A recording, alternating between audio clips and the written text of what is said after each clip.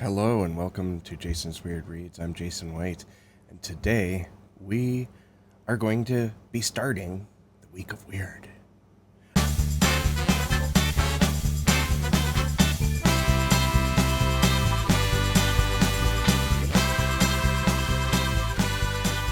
I thought about starting this video with what's weird?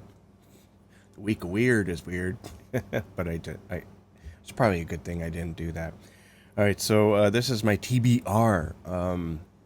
I I struggled with this time around, but weirdly enough, this is Sunday. I'm recording this on the very first day of Week of Weird, and I didn't know what I was gonna. I kept looking and looking and looking, and today, for some reason, it just all came together, and I was just floored by that. I wanted to do a recommendation list because the trans category isn't exactly I mean, that's pretty niche, right? And it's not easy to fill in, but I just didn't have the time to do too much research into that. But if you are looking for a trans writer, you really can't go wrong with reading Haley Piper.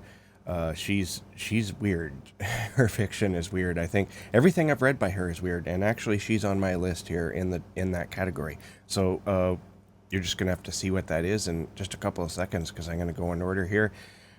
First up is the read a weird book or story under 200 pages. This one clocks in at like 201 pages, but I'm going to ignore that one extra page and maybe count that as like copyright page or something like that, or about the author. I don't know, but it's just slightly over. Anyways, it's Last Days by Brian Evanson. I read one of his stories for a short story of his for one of the past Week of Weirds, and I really, really loved it. So I want to read more. I want to read more Brian Evanson. And prompt number 2 is read a trans story or novel. And I went with a short story. And I'm going with Haley Piper's contribution in this baby here, The End of the World as We Know It. I'm going to read her short story that's in this, and that's Prey Instinct. And her short fiction can be way more weird than her novels because I read her collection a couple of years ago, and it was out there. Let's just say that I loved it, but it's out there. And that's one reason why I love Haley Piper. She goes for the throat every time. And I need to catch up reading her because I read a lot for the podcast, the Weird Reads podcast.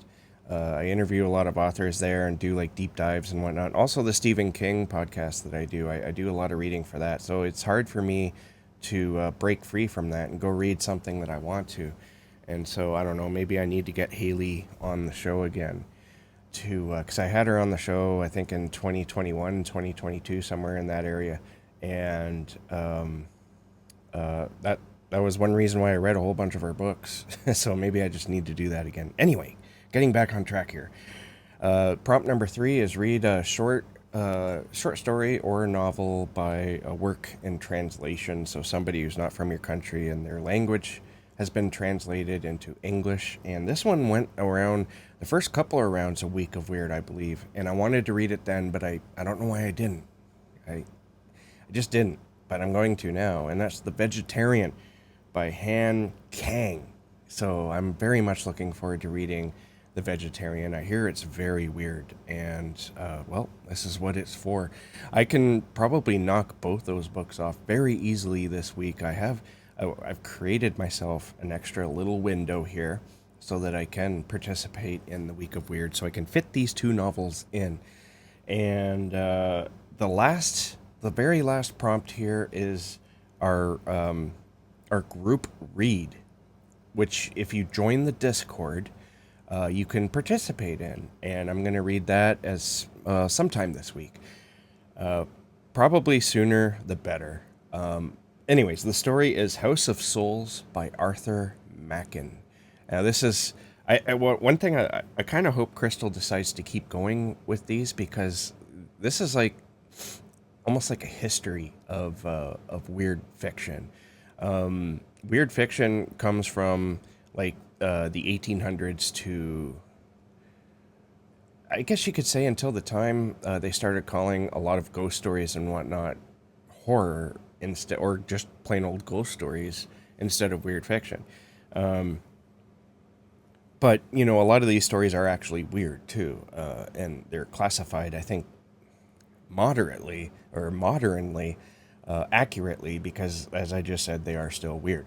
But yeah, a lot of things that used to be considered horror was just classified as weird back in those days. So, anyways, what I'm trying to say is this is a great idea because this sort of teaches the people who follow the Week of Weird where weird fiction come from. I'm sure a lot of people who follow the Week of Weird and do the Week of Weird are well versed in this, but some maybe aren't.